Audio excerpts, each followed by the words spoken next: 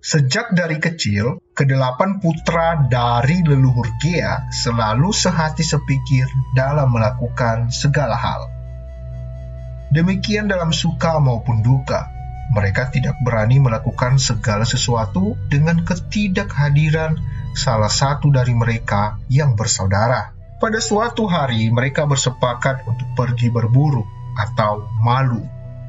Lalu mereka tentukan siapa di antara mereka yang bertugas untuk menjaga sifat taro dan yang pergi melakukan pemburuan solohi. Hasil mufakat yang mereka capai yaitu Gemi yang bertugas sebagai penjaga atau sifat taro di seberang sungai Idanei.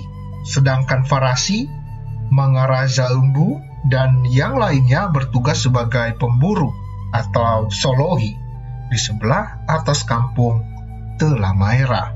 Pada saat mereka tengah berburu, tiba-tiba datang hujan lebat yang membuat sungai Idanei meluap. Mereka sedang mengejar seekor kijang besar yang mereka sebut kijang putih. Akhirnya kijang itu terkepung atau tosehe, lalu mereka tembaki. Kemudian mereka membawa hasil buruan mereka itu ke Telamaera.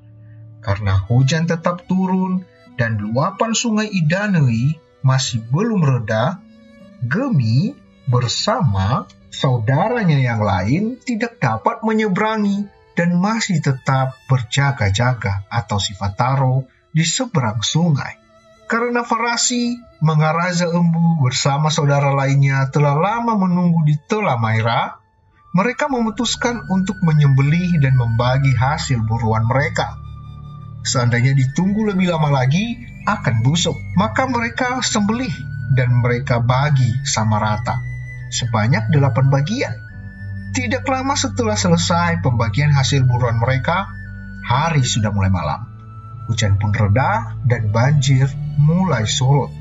Barulah Gemi bersama saudaranya yang bertugas untuk berjaga-jaga atau sifat taro dapat menyeberangi sungai itu. Setelah mereka sampai di Telamaera, diserahkan hasil buruan yang sudah dipisahkan sebagai jatah mereka. Sekaligus diutarakan kepada mereka mengapa langsung disembelih hasil buruan mereka itu. Gemi bersama saudara lainnya mengambil bagian mereka yang sudah dipisahkan. Walau mereka kurang senang karena saudara-saudara mereka langsung menyembelih dan membagi hasil buruan tersebut dan tidak menunggu kedatangan mereka. Hal ini mereka menilai sebagai suatu pelanggaran menurut kebiasaan mereka. Kendati pun telah diterangkan alasan mengapa disembelih dan dibagi hasil buruan tersebut. Akhirnya mereka menganggap peristiwa ini sebagai tanda atau awal bahwa mereka tidak lagi sehati, sejiwa seperti semula. Dengan berat hati, kelompok sifat taro yaitu Gemi, Omu, Gari Nalawe, Fa'u, dan Muzahniha memutuskan untuk berpisah dan meninggalkan Telamaera, pergi merantau ke tempat lain. Keputusan ini mereka utarakan kepada saudara mereka yang lain dan kepada kedua orang tua mereka, Bapak Gea dan Ibu Siwulu Holi. Tentu saja Gea dan istrinya Siwulu Holi kaget mendengar kabar itu dan tidak rela mengizinkan kepergian anak-anaknya itu. Tetapi mereka telah bertekad untuk pergi, walaupun orang tua mereka tidak merestuinya. Gea bertanya, "Apa sebabnya kalian berpisah?" Mereka menjawab, "Kami pergi merantau untuk mencari keperluan hidup kami." Dan karena keputusan mereka untuk berpisah sudah mutlak, maka ayah mereka bertanya, "Hendak kemana kalian?" Mereka menjawab, "Kami belum bisa tentukan kemana dan ke wilayah mana kami akan pergi." Ayah mereka berkata, "Anak-anakku yang hendak pergi merantau, sebelum kalian berangkat, ambillah air dari lubuk sungai di Telamaera ini, dan isikanlah ke dalam botol kecil setiap kali kalian menemukan sungai yang lain.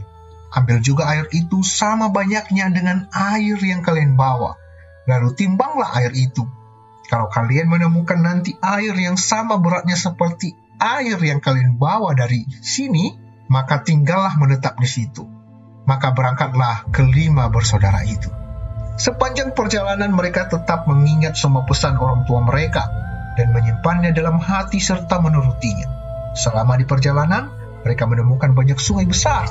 Setiap kali mereka menemui sungai, mereka mengambil air di sana dan menimbangnya.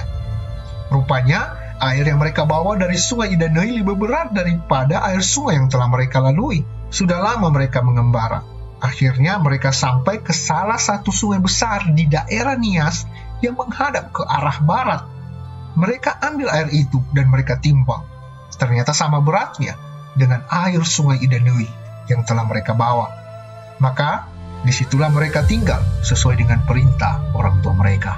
Setelah sekian lama mereka tinggal di situ, kemudian sebagian dari mereka meneruskan perjalanan, yaitu leluhur Owo dengan menaiki satu perahu, berlayar ke seberang lautan dan menetap di Sumatera.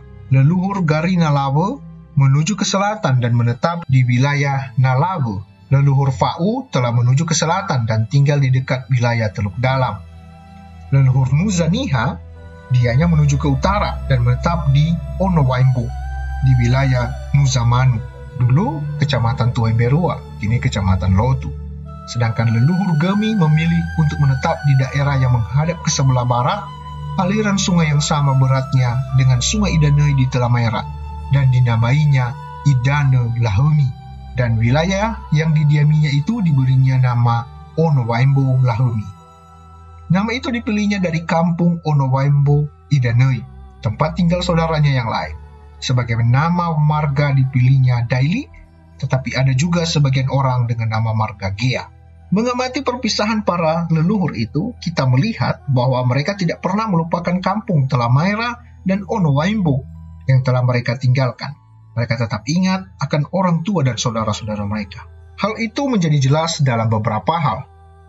Pertama, mereka tetap mengindahkan semua perintah orang tua mereka sewaktu mereka berpisah di Telamaira.